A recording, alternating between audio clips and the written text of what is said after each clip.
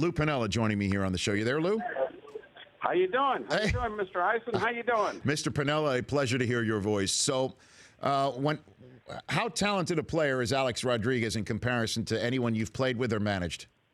Look, Alex is one of the greatest players that ever played the game of baseball. I know that his career, for whatever reason, is not going to be looked upon that way because it was a little tainted. But let me tell you what, this young man came up to Seattle with me and played shortstop as well as the position could be played. Not only that, but he was just a natural with the bat. Just a wonderful, wonderful young man. I couldn't speak more highly of any player that I managed than Alex. I was so fortunate. I had Griffey over there. I had Edgar Martinez. I had Alex Rodriguez. And look at his numbers. Look at what he's done. They speak for themselves. And not only that, but I really enjoyed my association with him. We took him in the first round in Seattle, and he was in the big leagues in 2 short seasons.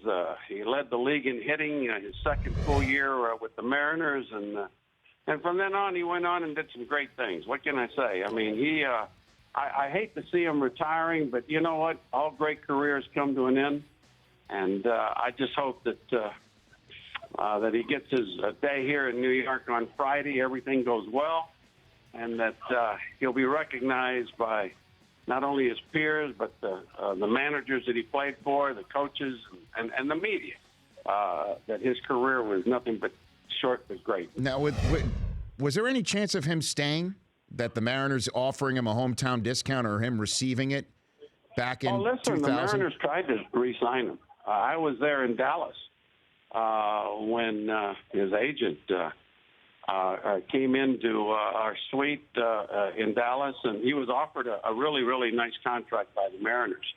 They wanted him back.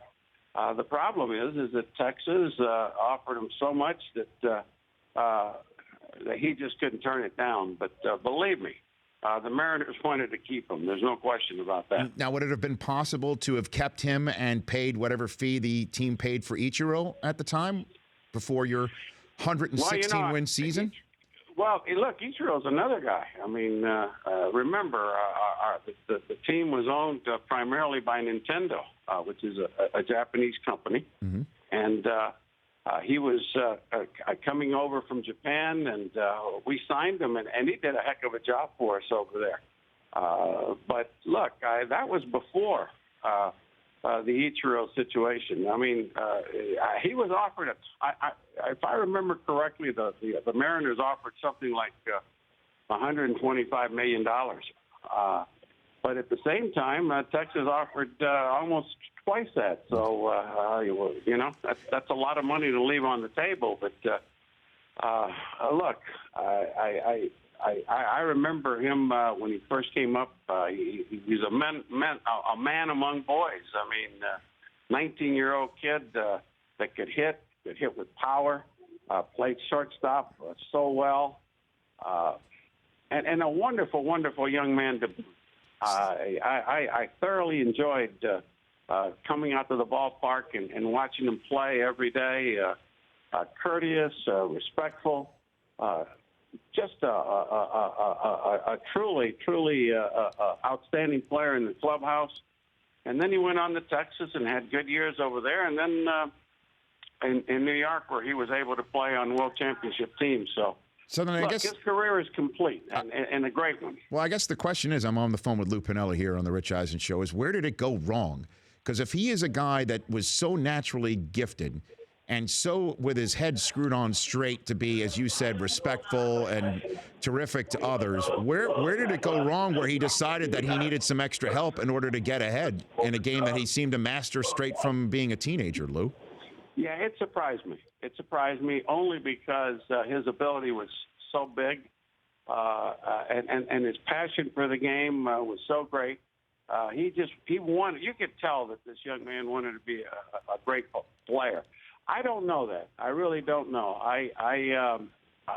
Truthfully, I'm pretty well convinced that if he had never gotten the help that he did, that his career would have been just as great, because a talent like Alex had only comes around once in a long time. And like I said, I had Griffey over there, and what a great player Junior was, and Ichiro in his own way, not a power hitter, but another player that just got his 3,000th hit that, again, had a great career. So, look, I don't know. I don't know why it went wrong. I have no idea about that, but I do know that looking at the time that I had him over in Seattle, you couldn't find the talent. You recognize very quickly that a talent like that comes along very, very, very, very seldom. Now, there's nothing he couldn't do on a baseball field, from steal a base, to play shortstop, to hit the ball for power, to hit the ball for average, and he liked to play every day. It surprised me. It surprised me really that it took a wrong turn there. But look, people make mistakes, and he recognized that. Went on to the Yankees and resumed his career after Texas, and he got an opportunity to play on those great Yankee teams and won the World Championship. So, look, his career is complete, and I hope that people recognize his career as opposed to the taintiness that people allude to at times. Right. So it's a shame, but things happen. But look, yeah, you're talking about a super talent here, and you're talking about a guy that almost 600 home runs, almost 700. 700. I know he's 4 shy right now, Lou. And so I guess my last question for you is this: Junior's in the Hall, as we know. Ichiro's going. He should be first ballot.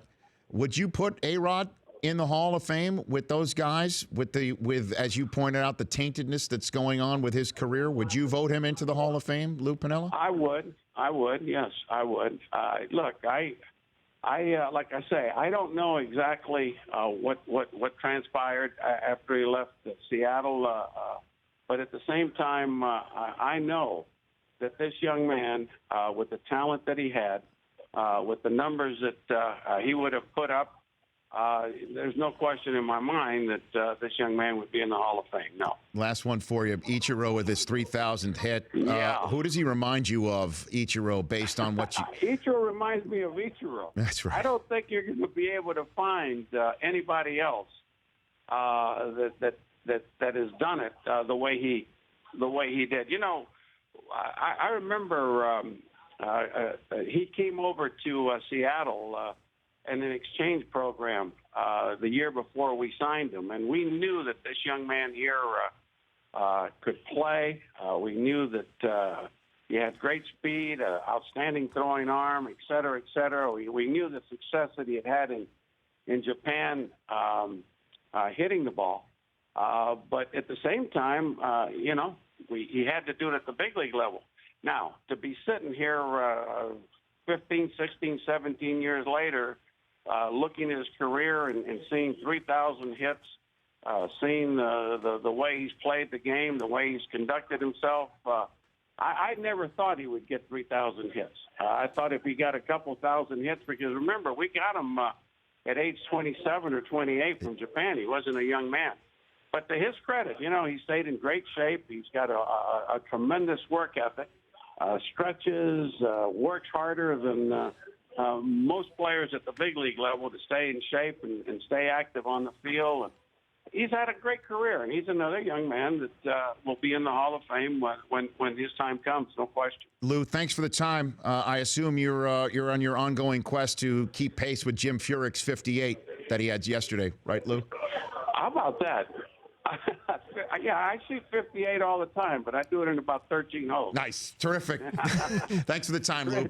Nice talking to you again, my friend. Always. Thank you. That's Lou Piniella, 3-time World Series champion. The Rich Eisen Show, weekdays at noon Eastern on Audience.